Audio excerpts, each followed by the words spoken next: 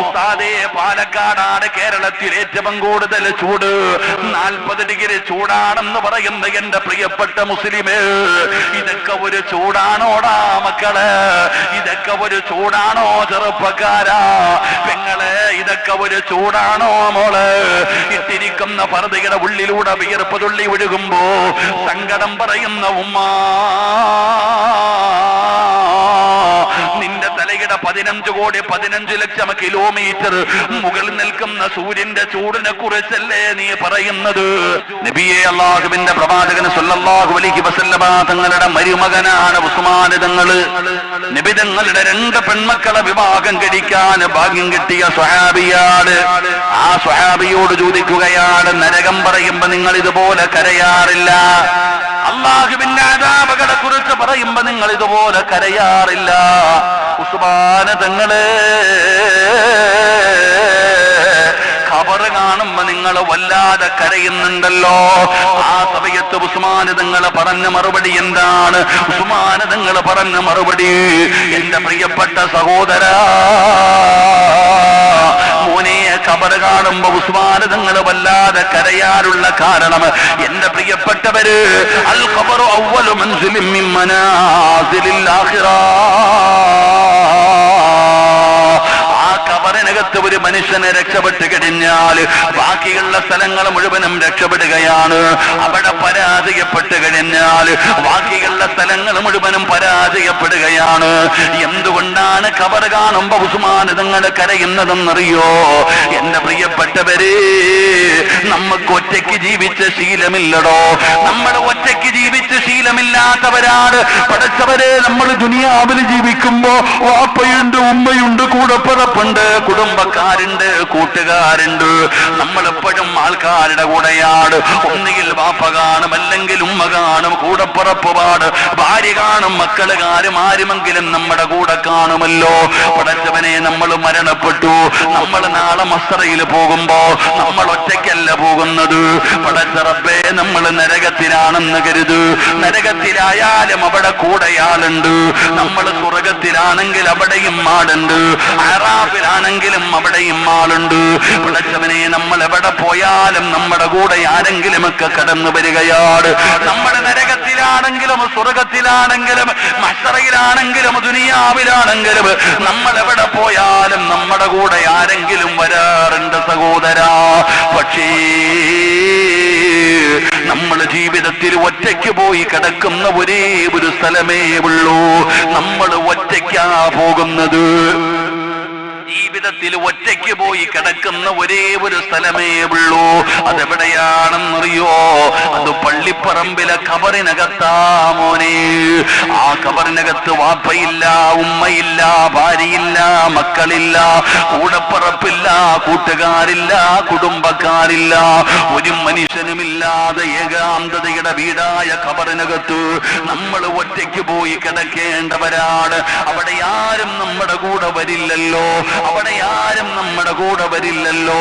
അതുകൊണ്ടാണ് ഉസ്മാൻ തങ്ങൾ ഖബറിനെ കുറിച്ച് പറഞ്ഞ, ഖബർ കണ്ടാ വല്ലാതെ കരയുമായിരുന്നു. കരയണം സഹോദരാ, കരയണം സഹോദരാ. അല്ലാഹുവിന്റെ റസൂൽ സല്ലല്ലാഹു അലൈഹി വസല്ലമ തങ്ങൾ പറഞ്ഞല്ലോ, ഖബറിനെ കുറിച്ച് പറഞ്ഞാൽ എന്റെ പൊന്നുമക്കളെ കരയണം സഹോദരാ. ഖബറെന്നു കേട്ടാൽ തൽക്ഷണം ഞെട്ടേണ്ടതാ, കണ്ടാലുടൻ വാ വിട്ടു നീ കരയേണ്ടതാ.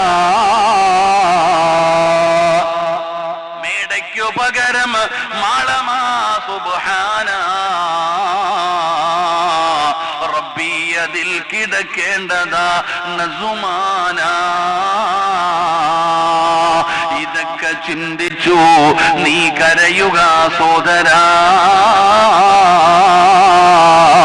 എങ്കിൽ സുറൂറായി നീ കിടക്കും മറുകര. മക്കളെ, മക്കളെ ഖബറിനെ കുറിച്ച് പറയുന്നത് കേട്ടാല് കരയണമെന്നാണ്. ഖബറിനെ കുറിച്ച് പറയുന്നത് കേട്ടാലേ പേടിക്കണമെന്നാണ്. ഖബറ് കണ്ടാ കരയണം. ആരാടോ കരയുന്നത്? ഇന്ന് ഖബറ് കുഴിക്കുന്നവനും ചിരിക്കുകയാണ്. ഖബറ് കുഴിക്കുന്നവൻ പോലും മുണ്ട് മടക്കി കുത്തി വായിൽ വീടി കുറ്റി വെച്ച് തമാശ പറഞ്ഞിട്ടാ കുഴിക്കുന്നത്. അവൻ കരയാറില്ല, അവനൊരു പേടിയില്ല. ഖബറിനകത്തിറങ്ങിയിട്ട് മയ്യത്തിറക്കി വെക്കുന്നവനും കരയാറില്ല, കൊണ്ടുപോയി പലക നിരത്തുന്നവനും കരയാറില്ല, മണ്ണ് വാരിയിടുന്നവനും കരയാറില്ല, മണ്ണ് വെട്ടിയിടുന്നവനും കരയാറില്ല, വെള്ളമൊഴിക്കുന്നവനും കരയാറില്ല, ചെടി നടന്നവനും കരയാറില്ല, ദുആ ചെയ്യുന്നവനും കരയാറില്ല. മക്കളെ ഖബറിനെ കുറിച്ച് പറയുന്നത് കേട്ടാലേ പേടിക്കണമെന്നാണ്. ഖബറ് കണ്ടാ കരയണമെന്നാണ്. എന്തുകൊണ്ടാ പടച്ചവനെ ഖബറ് കണ്ടാ കരയണമെന്ന് പറയാനുള്ള കാരണമെന്താ? എന്റെ പ്രിയപ്പെട്ടവര്, ഖബറിന്റെ താരത്ത് പോകുന്ന ഓരോ മനുഷ്യനോടും ഖബറ് സംസാരിക്കുന്നുണ്ടോ? ഖബറിന് നാവുണ്ട് സഹോദരാ, ഖബറിന് നാവുണ്ട് സഹോദരാ. ഞാൻ സംസാരിക്കുന്നത് പോലെ ഖബറിനും നാവുണ്ടടോ. ഖബറിന്റെ പരിസരത്ത് പോകുന്നവരോട് ഖബർ സംസാരിക്കുന്നുണ്ട്. കേൾക്കാൻ പറ്റണം സഹോദരാ. എന്തുകൊണ്ടാണ് കരച്ചിൽ വരാത്തതെന്നറിയുവോ? നമുക്കറിയാനിട്ടാണ്. ആ ഖബറിനെ കുറിച്ച് നമുക്കറിയാനിട്ടാണ്. അല്ലാഹുവിന്റെ പ്രവാചകൻ സല്ലല്ലാഹു അലൈഹി വസല്ലമ തങ്ങൾ അവിടെന്ന് പറയുകയാ, ഈ നാട്ടിൽ ഖബർ കുഴിക്കുന്ന സഹോദരനോട് പറയുകയാണ്, മോനെ ഖബർ കുഴിക്കുന്ന സമയത്ത് നീ ഒന്ന് ചിന്തിക്കണേ. നബി തങ്ങൾ പറഞ്ഞ ഹദീസ് എന്തെന്നറിയുവോ? ലൗലം യഅലമു മാ യഅതീഹി ബഅദൽ മൗത്ത് മാ അകില വലാ ശരിബ ശുർബാ ഇല്ലാ വഹുവ യബ്കീ വയദ്രിബു അലാ സദ്രി. നബിതങ്ങൾ പറയുകയാണ്, ആ ഖബറിനകത്ത് കിടക്കുന്ന മനുഷ്യന്റെ അവസ്ഥ എങ്ങാനും നീയൊക്കെ അറിഞ്ഞിരുന്നെങ്കിൽ. നബിതങ്ങൾ പറയുന്നു, കഴിക്കാൻ ഭക്ഷണമെടുത്തു, കരയാതെ കഴിക്കാൻ പറ്റൂല. കുടിക്കാൻ വെള്ളമെടുത്തു, നെഞ്ചത്തടിച്ച് കരയും വാപ്പാ. വയദ്രിബു അലാ സദ്രി. എന്റെ പ്രിയപ്പെട്ടവരോട് പറയുകയാണ്, മഹാനായ ഉമർ ഇബ്നു അബ്ദുൽ അസീസ് തങ്ങളുടെ ചരിത്രം അവിടെ നിന്ന് പഠിച്ചവരാണല്ലോ. ഉമർ ഇബ്നു അബ്ദുൽ അസീസ് തങ്ങൾ അല്ലാഹുവിനെ ഭയന്ന് ജീവിച്ച മനുഷ്യനാണ്. ഖബർ പോലും ഉമർ ഇബ്നു അബ്ദുൽ അസീസിനോട് സംസാരിച്ചിട്ടുണ്ടെന്ന് ചരിത്രം പറയുമ്പോ, ആ ഏകാന്തതയുടെ ഖബറിനകത്ത് ഒറ്റയ്ക്ക് പോയി കിടക്കേണ്ടവരാണ്. വെളിച്ചമില്ല പെങ്ങള്, വീടിന്റെ അകത്ത് ഫാനും ലൈറ്റുമെല്ലാം ഒഴിവാക്കിയിട്ട് ഒറ്റയ്ക്കിരിക്കാൻ പേടിക്കുന്ന പെങ്ങള്, 6 അടി മണ്ണിനകത്ത് നിന്നെ ഇറക്കി കിടത്തിയിട്ട് പലക നിരത്തിയിട്ട് എല്ലാവരും പിരിഞ്ഞു പോകുമ്പോ, അല്ലാഹുവേ ഞാനും നിങ്ങളും ഏകാന്തരായതിനകത്ത് കിടക്കേണ്ടവരാണ്. റബ്ബേ ഞങ്ങളുടെ ഖബർ നീ പ്രകാശിപ്പിക്കണേ അല്ലാ. സംഘാടകർ ബക്കറ്റുമായി നിങ്ങളുടെ മുമ്പിലേക്ക് കടന്നു വരികയാണ്. ഇത് ജാരിയായ സദഖയാണ്, ഇത് ജാരിയായ സദഖയാണ്. അൽഹംദുലില്ലാഹ്. നിങ്ങളുടെ മദ്രസയുടെ മുകളിൽ പടച്ചവനെ ഒരു ബിൽഡിംഗ് പണിയാറാണ്. നല്ല കാര്യമല്ലേ സഹോദരാ? സംഘാടകർ ബക്കറ്റുമായി നിങ്ങളുടെ മുമ്പിലേക്ക് കടന്നു വരികയാണ്. അല്ലാഹു തന്നതിൽ നിന്നൊരൽപ്പം കൊടുക്കടോ. അല്ലാഹു തന്നതിൽ നിന്ന് ഒരൽപ്പം ആരെങ്കിലും സദഖ കൊടുക്കാൻ കഴിഞ്ഞാൽ അസ്സദഖത്തു റദ്ദുൽ ബലാ. സദഖ വിപത്തുകളെ തട്ടിമാറ്റുമെന്ന് നബി മുഹമ്മദ് മുസ്തഫ സല്ലല്ലാഹു അലൈഹി വസല്ലമ തങ്ങൾ പറയുമ്പോ, എടോ സദഖ വിപത്തുകളെ തട്ടിമാറ്റുകയാണ്, ദുരന്തങ്ങളെ തട്ടിമാറ്റുകയാണ്. എപ്പോഴെവിടെ വെച്ചാണ് അപകടം വരുന്നതെന്നറിയില്ല. ഇന്ന് വെളുപ്പാങ്കാലത്ത് പത്രമെടുത്തപ്പോ ഏതൊരു മനുഷ്യന്റെയും മനസ്സ് കണ്ണു നിറയുകയാണ്. മലപ്പുറം ജില്ലയില് പടച്ചവനെ സ്കൂളിൽ പഠിപ്പിക്കുന്ന ടീച്ചർമാര് അവര് സഞ്ചരിച്ച വാഹനം മറിഞ്ഞിട്ട് മൊബൈൽ എടുത്തു നോക്കുമ്പോ 9 ആംബുലൻസുകൾ ഇങ്ങനെ നിരന്ന് പോവുകയാണ്. എന്തൊക്കെ പ്രതീക്ഷയായിരുന്നടോ.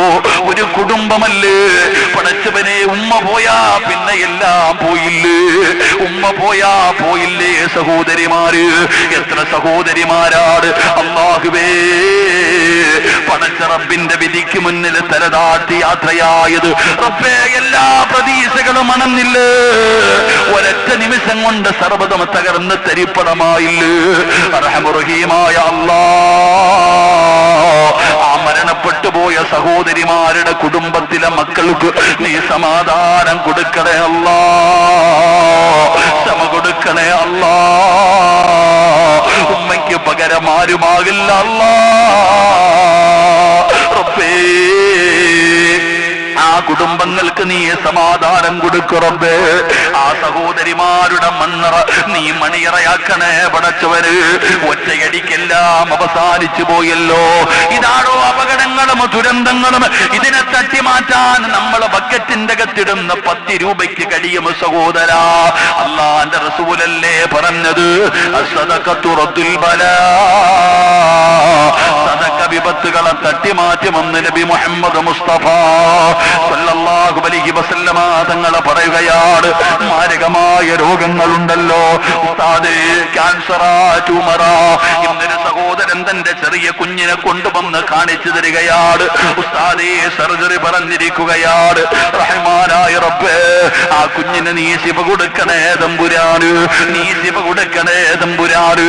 ഇതുപോലെ രോഗം പിടിച്ച എത്രയോ പേരെ നമ്മൾ കാണുന്നവരാണ്.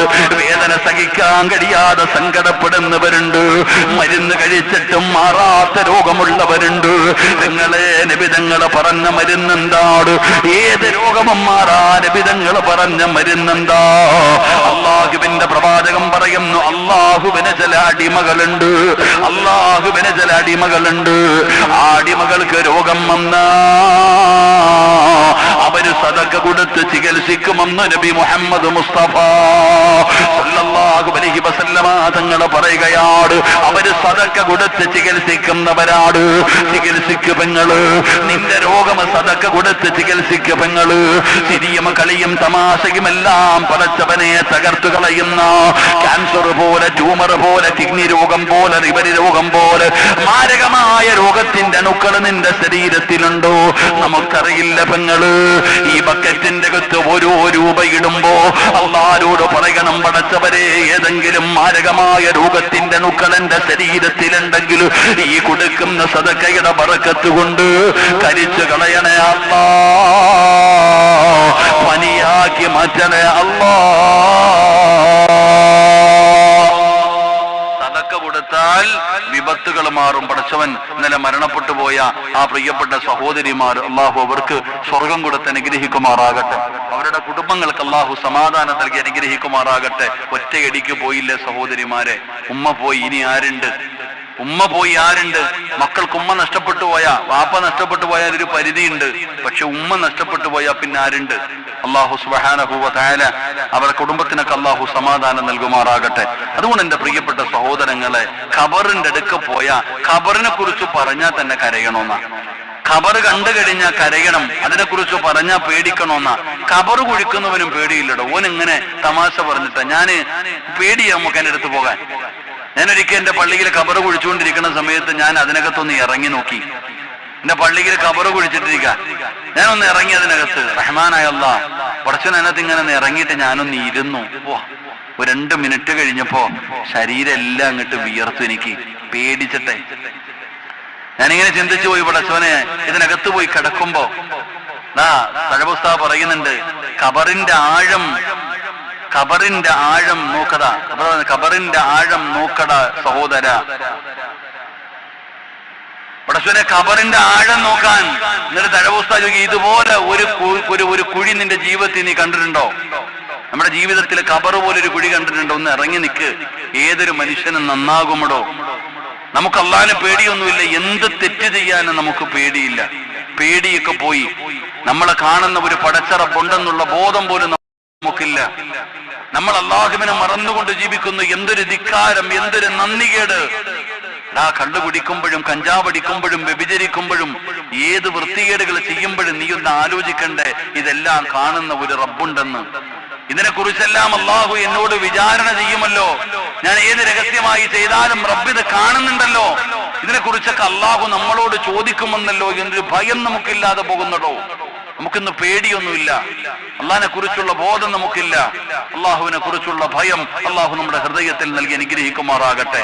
എടോ, അള്ളാഹു ഹാദിരി, അള്ളാഹു നാദിരി, അള്ളാഹു ഷാഹിദി, അള്ളാഹു മഈൻ, ഈ ദിക്ർ മാത്രം ചിന്തിച്ചാ പോരെ? ഇവിടെ ഇതെല്ലാം അള്ള കാണുന്നുണ്ടല്ലോ, സാക്ഷിയല്ലേ പടച്ചവൻ. നമ്മുടെ എത്ര വലിയ പാപം ചെയ്താലും നമുക്കൊരു സങ്കടമില്ല, നമ്മൾ ഇങ്ങനെ നടക്കാൻ നമുക്കൊരു പേടിയില്ല. പടച്ചവന് വീണ്ടും വീണ്ടും തെറ്റുകൾ നമ്മളിങ്ങനെ ചെയ്യുന്നു, ശീലമായി. ചിലർക്ക് തെറ്റ് ചെയ്യുന്നത് തന്നെ ഒരു ശീലമായി. ചിലര് പറയുന്നത് എന്ത് തെറ്റ് ചെയ്താലും അള്ളാഹ് പുറത്തു തരുമെന്നല്ലേ നിങ്ങൾ പറയണേ? ഉസ്താദന്മാരോട് തന്നെ ചോദിക്കുക, എന്ത് തെറ്റ് ചെയ്താലും അള്ളാഹു പുറത്തു തരുമെന്നല്ലേ പറഞ്ഞിരിക്കണേ? പിന്നെന്താ ഉസ്താദ് ചെയ്യാ പറ്റുക? ചെയ്യാ പറയാ ഇതെന്നെ പരിപാടി. എന്റെ പ്രിയപ്പെട്ട സഹോദരങ്ങളെ, അള്ളാഹുവിനെ കുറിച്ചുള്ള ഭയം ഉണ്ടാകണം. അള്ളാഹു നമ്മുടെ ഹൃദയത്തിൽ നൽകി അനുഗ്രഹിക്കുമാറാകട്ടെ. അള്ളാഹിനെ കുറിച്ച് എല്ലാം കാണുന്ന റബ്ബുണ്ടടോ. ഉമർ ബിൻ അബ്ദുൽ അസീസ് റളിയല്ലാഹു തആല അൻഹു ഒരിക്കൽ ഖബറിന്റെ ചാരത്ത് പോയി ജനാസ ഖബറടക്കി. ജനാസ ഖബറടക്കിയിട്ട് എല്ലാരും പോയി. ഉമർ ബിൻ അബ്ദുൽ അസീസ് തങ്ങൾ ഒറ്റയ്ക്ക് നിൽക്കുക ഖബറിന്റെ അടുക്കെ. തങ്ങളെ വരുന്നില്ലേ? തങ്ങളെ പൊക്കോളാൻ പറഞ്ഞു എല്ലാവരോടും. കൂടെ വന്ന എല്ലാവരോടും പറഞ്ഞു നിങ്ങളൊക്കെ പോ, ഞാൻ വരുന്നില്ല. ഉമർ ബിൻ അബ്ദുൽ അസീസ് തങ്ങളോട് പറഞ്ഞു, വാദങ്ങളെ മയ്യത്തടക്കി, എല്ലാം കഴിഞ്ഞില്ലേ? കുളിപ്പിച്ചു, കഫം പൊതിഞ്ഞു, നിസ്കരിച്ചു, ഖബറടക്കി, എന്തിനാ തങ്ങൾ അവിടെ നിൽക്കണേ? നിങ്ങൾ പൊക്കോളാൻ പറഞ്ഞു. ഉമർ ബിൻ അബ്ദുൽ അസീസ് റളിയല്ലാഹു തആല അൻഹു എല്ലാരെയും പറഞ്ഞു വിട്ടിട്ട് ഒരു പഴയ ഖബറിന്റെ ചാരത്ത് പോയിട്ട് ഇങ്ങനെ നിന്ന് കരയുന്നുണ്ട്. ഇങ്ങനെ കരയണ കണ്ടപ്പോ ഈ ഖബർ ചോദിച്ചു, ഏയ് ഉമർ ബിൻ അബ്ദുൽ അസീസെ, കുറെ നേരമായല്ലോ നീ നിന്ന് കരയുന്നത്, എന്നോടൊന്നും നിനക്ക് ചോദിക്കാനില്ലേ?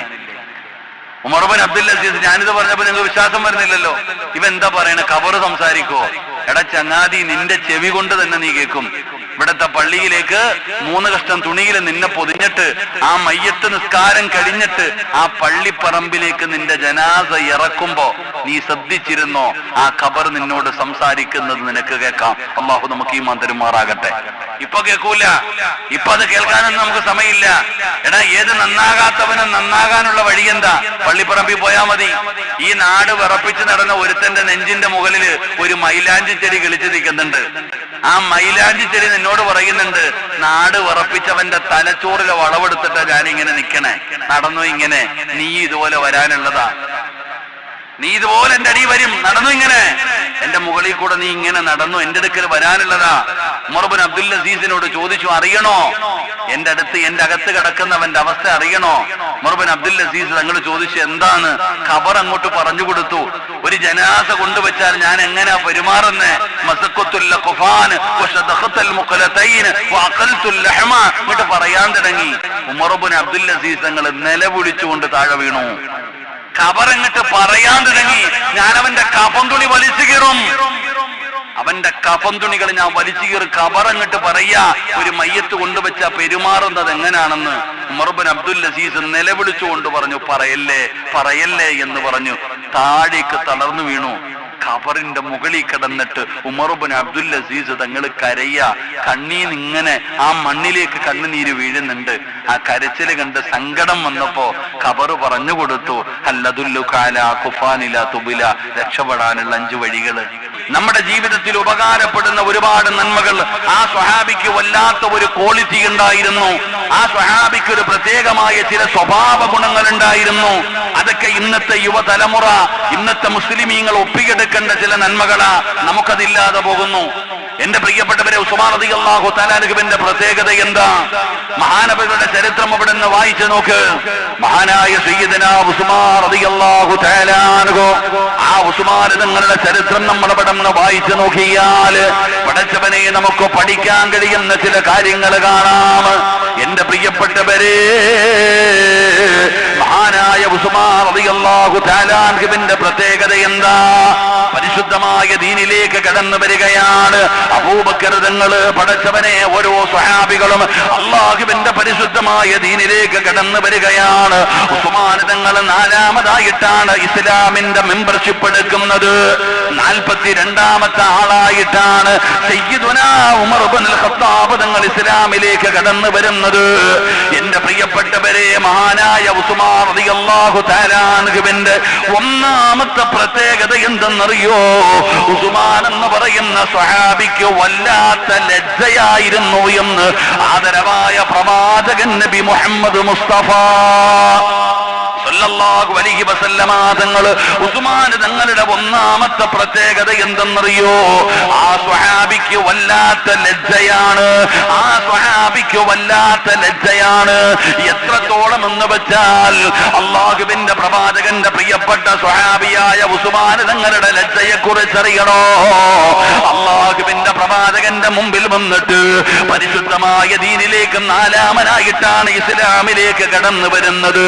നബി തങ്ങളുടെ മുമ്പിലേക്ക് കടന്നു വന്നു. അശ്ഹദു അല്ലാ ഇലാഹ ഇല്ലല്ലാഹ്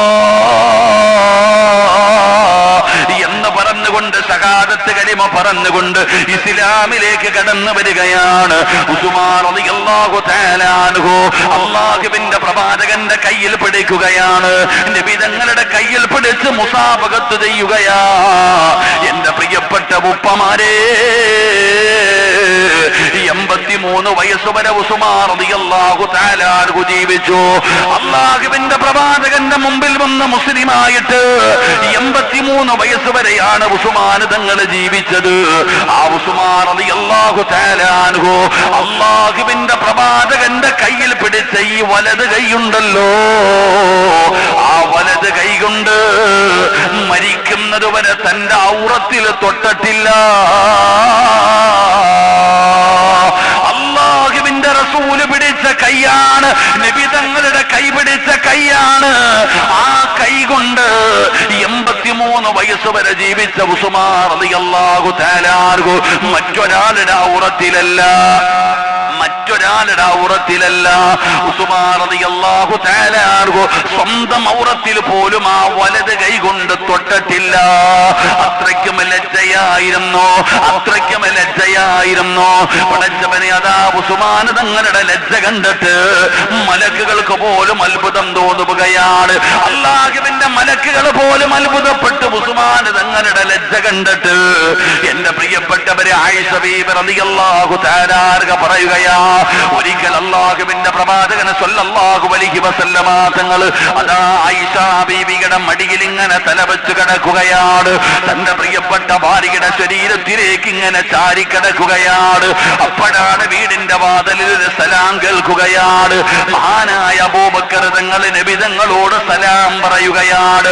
അല്ലാഹുവിന്റെ റസൂല് പറഞ്ഞു, കടന്നു വാ അബൂബക്കർ. അബൂബക്കർ സിദ്ദീഖ് റളിയല്ലാഹു തആല അൻഹു അല്ലാഹുവിന്റെ പ്രവാചകന്റെ വീടിന്റെ അകത്തേക്ക് കടന്നു വരികയാണ്. ആയിഷ ബീവിയുടെ ശരീരത്തിലേക്ക് നബി തങ്ങൾ ഇങ്ങനെ ചാരിയിരിക്കുകയാണ്. നബി തങ്ങൾ അങ്ങനെ ഇരുന്നടോ, അല്ലാഹുവിന്റെ റസൂല് ഇരുന്നതുപോലെ തന്നെ ഇരിക്കുകയാ. അബൂബക്കർ തങ്ങൾ കടന്നു വന്നു, അല്ലാഹുവിന്റെ പ്രവാചകന്റെ മുമ്പിൽ വന്നിരുന്ന് സംസാരിക്കുകയാണ്. അതാ അബൂബക്കർ തങ്ങൾ ഇറങ്ങിപ്പോയി. കുറച്ചു കഴിഞ്ഞപ്പോ രണ്ടാമതും വാതിൽ ഒരു ശബ്ദം കേൾക്കുകയാണ്, സലാം കേൾക്കുകയാണ്. സയ്യിദുനാ ഉമർ ഇബ്നുൽ ഖത്താബ്. ഉമർ തങ്ങൾ വീടിന്റെ അകത്തേക്ക് കടന്നു വന്നു. നബി തങ്ങൾ അതുപോലെ ഇരിക്കുകയാണ്. അല്ലാഹുവിന്റെ പ്രവാചകന്റെ മുമ്പിൽ ഉമർ തങ്ങൾ കയറി വന്നു, സംസാരിച്ചു, ഇറങ്ങിപ്പോയി. പക്ഷേ മൂന്നാമതും തന്റെ വീടിന്റെ വാതിൽ ഒരു സലാം കേൾക്കുകയാ. അല്ലാഹുവിന്റെ റസൂലിന്റെ വീടിന്റെ വാതിലില് ഒരു സലാം കേൾക്കുകയാ. സയ്യിദുനാ ഉസ്മാൻ തങ്ങളെ വാതിലിന്റെ മുമ്പിൽ വന്ന് സലാം പറഞ്ഞപ്പോ അല്ലാഹുവിന്റെ റസൂലങ്ങ് ചാടി എഴുന്നേൽക്കുകയാണ്. തന്റെ പ്രിയപ്പെട്ട ഭാര്യയുടെ ശരീരത്തിലേക്ക് ചാരിയിരുന്ന നബി തങ്ങൾ നേരെ ഇരുന്നു, കമീസ് നേരെ ഇടുകയാണ്. അല്ലാഹുവിന്റെ പ്രവാചകന്റെ ഔറത്ത് തുറന്നു കിടന്നതല്ല, കമീസ് അല്പം മുകളിലേക്ക് പൊങ്ങിക്കിടക്കുകയായിരുന്നു. ഒരൽപ്പം വസ്ത്രം ഇങ്ങനെ മുകളിലേക്ക് കയറിയിരിക്കുകയായിരുന്നു. നബി തങ്ങൾ ഉസ്മാൻ തങ്ങൾ വന്നപ്പോ നേരെ ഇരിക്കുകയാണ്, വസ്ത്രം നേരെ ഇടുകയാണ്. ഉസ്മാൻ തങ്ങൾ നബി തങ്ങളുടെ ചാരത്ത് വന്നു.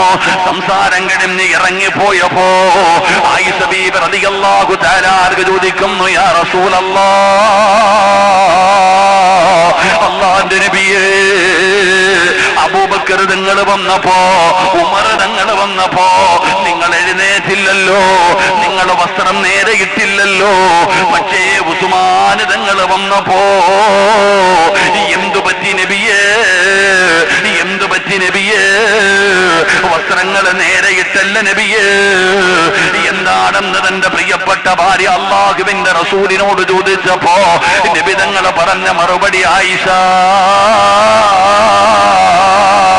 ഉസ്മാന് വല്ലാത്ത ലജ്ജയാണ് ആയിഷ.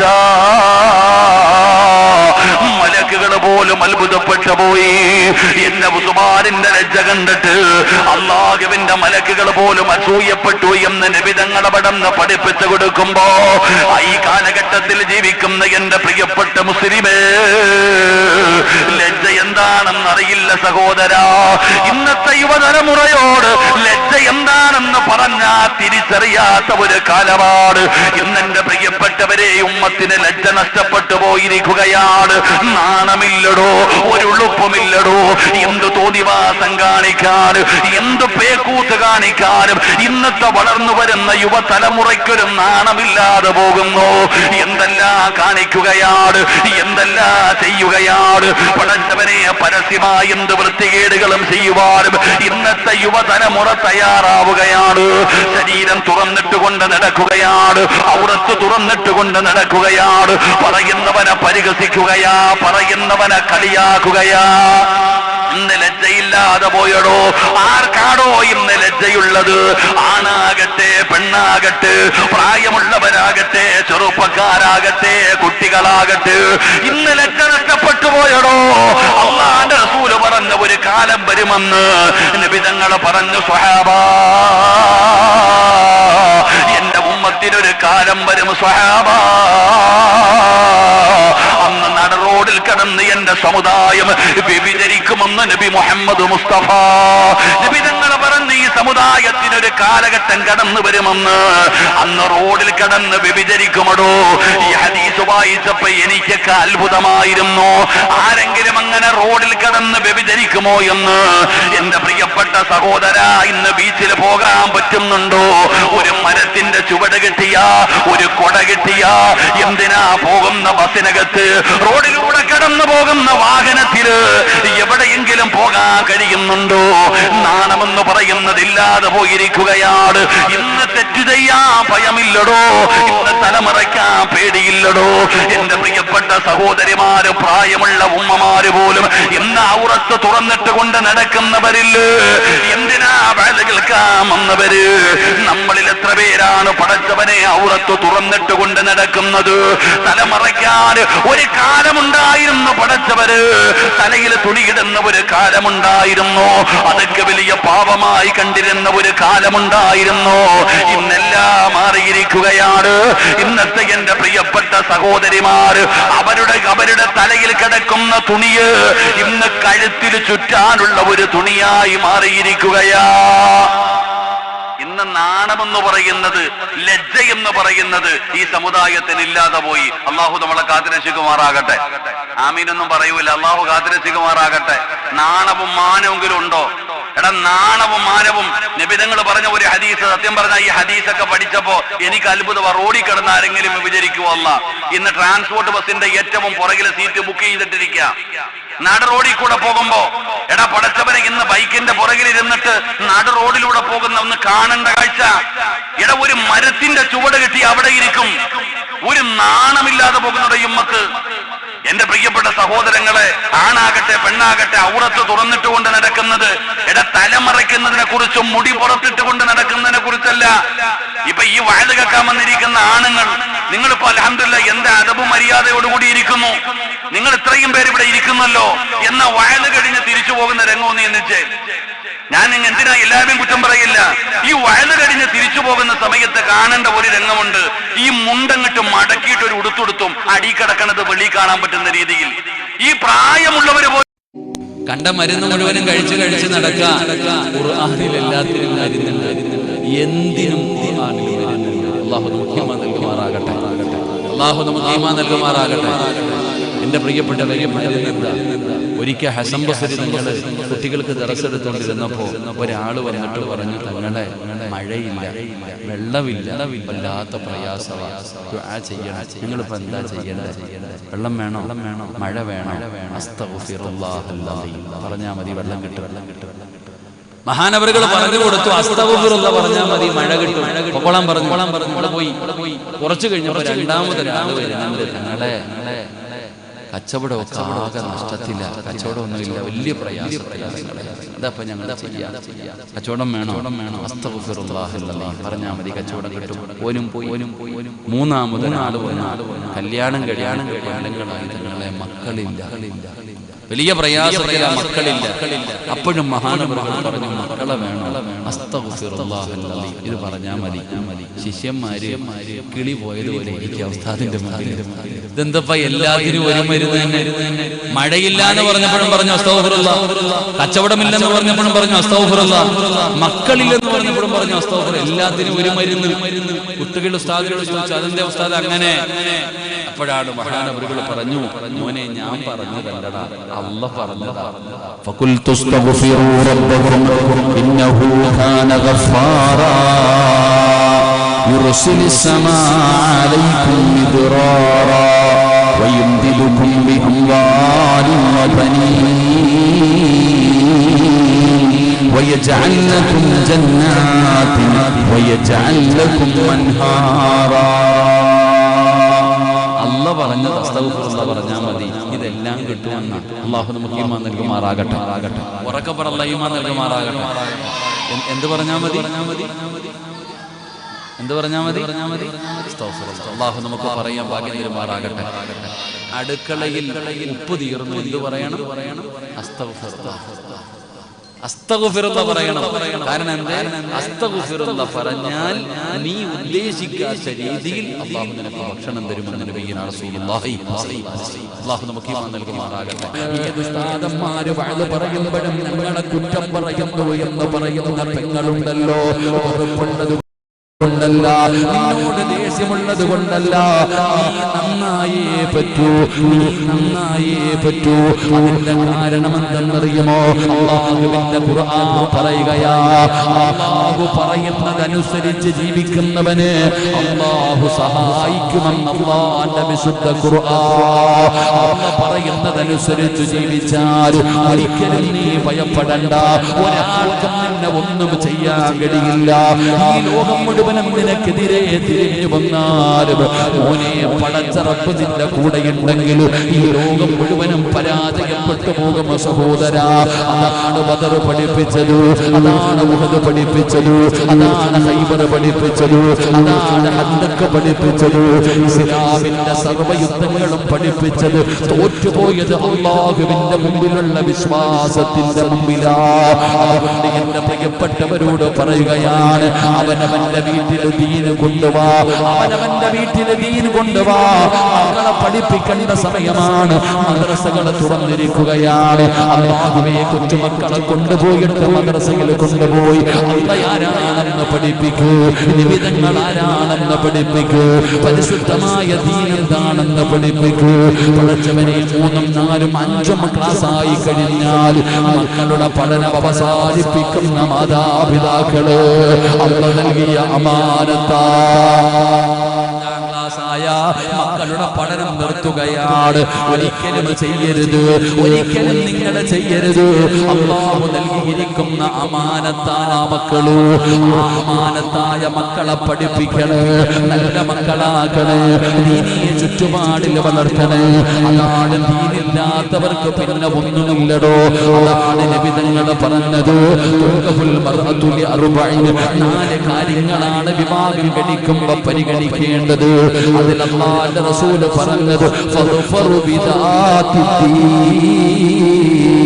ദീനുള്ള പെണ്ണിനെ വേണം വിവാഹം കഴിക്കാൻ. പണമുള്ളതിനെയല്ല, സാമർത്ഥ്യം കൂടിയതിനെയല്ല, കുടുംബമഹിമ കൂടിയതിനെയല്ല. ദീനുള്ള പെണ്ണിനെ വേണം വിവാഹം കഴിക്കാൻ. ദീനുള്ള പെണ്ണിനെ വേണം വിവാഹം കഴിക്കാൻ. എന്തുകൊണ്ടാണ് ദീന് പരിഗണിക്കാൻ പറയുന്നത്? ദീനുള്ള പെണ്ണിനെ വിവാഹം കഴിച്ചാൽ അല്ലാഹു തരുന്ന പ്രതിഫലം എന്തെന്നറിയുമോ? നിർത്തുകയാ പെങ്ങള്.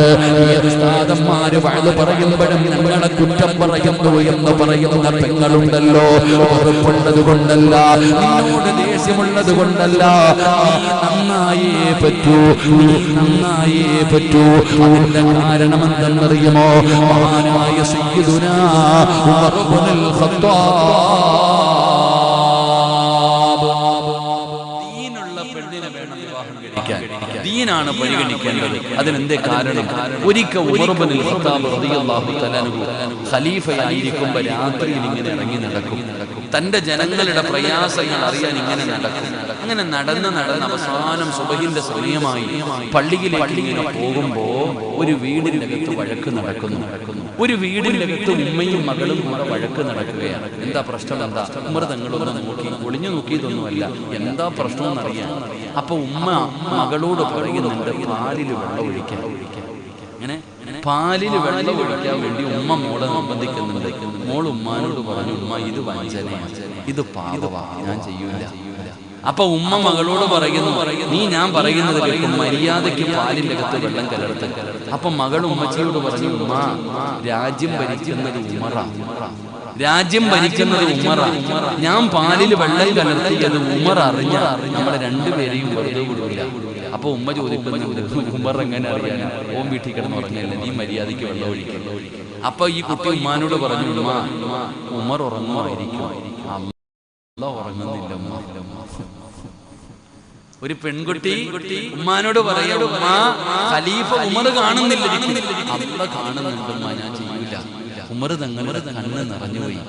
ഉമർ തങ്ങൾ ആ വീട് നോക്കി വെച്ചു. സുബഹി നിസ്കാരം കഴിഞ്ഞിട്ട് ഒരാളെ പറഞ്ഞെടുത്തു, ആ മോൾ ആരാന്ന് അന്വേഷിക്കാൻ.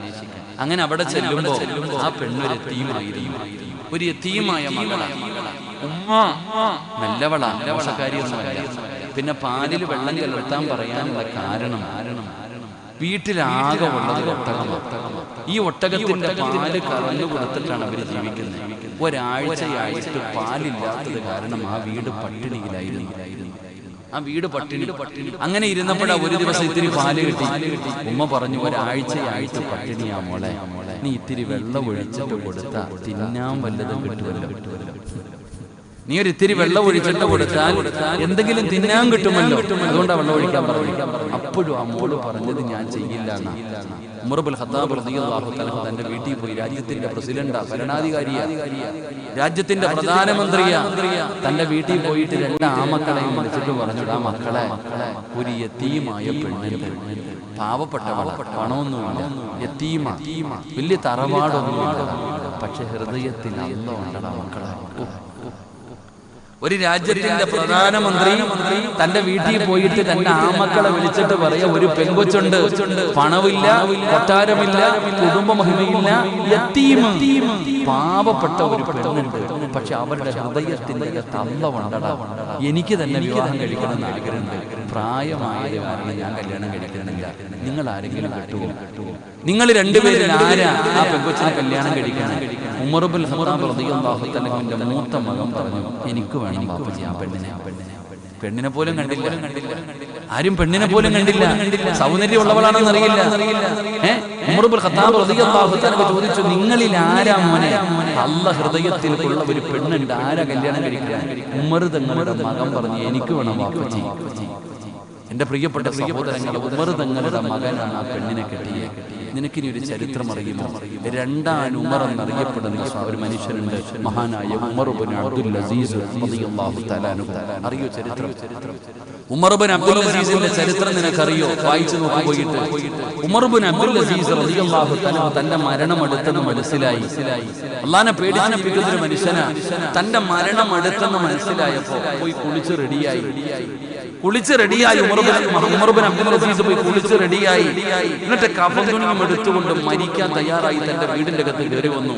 തന്റെ പ്രിയപ്പെട്ട ഭാര്യയായ ഫാത്തിമയെ അടുത്ത് വിളിച്ചു, ഫാത്തിമ ഇനി അടുത്തു വാ, ഞാൻ പോവാ, ഫാത്തിമ ഞാൻ പോവാ, എന്റെ മരണം അടുത്തിരിക്കുന്നു ഫാത്തിമ, അതുകൊണ്ട് നീ എനിക്ക് എന്തെങ്കിലും ഞാൻ പറഞ്ഞു പോയിട്ടുണ്ടെങ്കിൽ നീ പൊരുത്തപ്പെടണം എനിക്ക്. തന്റെ ഭാര്യയോട് പൊരുത്തം ചോദിച്ചു. ഭാര്യ ഭർത്താവിനോട് പൊരുത്തം ചോദിച്ചു, അവിടുന്ന് വസീയത്തുകൾ കൊടുത്തു.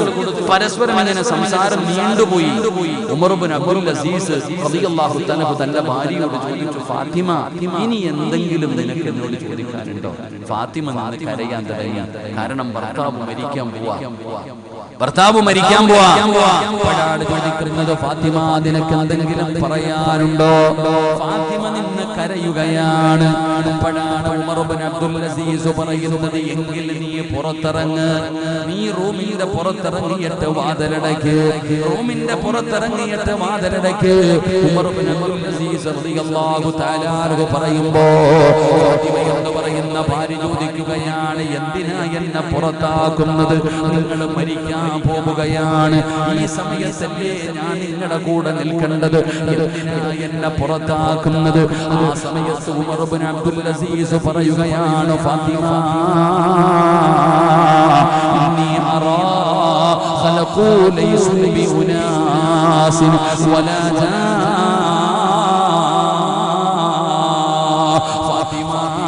ഇഷ്ടമില്ലാഞ്ഞിട്ടല്ല, സ്നേഹമില്ലാഞ്ഞിട്ടല്ല, നിന്നോട് വെറുപ്പുള്ളത് കൊണ്ടല്ല. എന്റെ വെളിയിലിറങ്ങ്, റൂമിന്റെ വെളിയിലിറങ്ങ്, എന്നെ കാണാൻ അതിഥികൾ വരുന്നു ഫാത്തിമ. അതാ മലക്കതാ പറയുകയാണ്, മനുഷ്യരും ജിന്നുകളുമല്ലാത്ത ഒരു വിഭാഗം വരുന്നു ഫാത്തിമ. ഒന്ന് പുറത്തിറങ്ങുമോള്, ഒന്ന് പുറത്തിറങ്ങുമോള്. പ്രിയപ്പെട്ട ഭാര്യ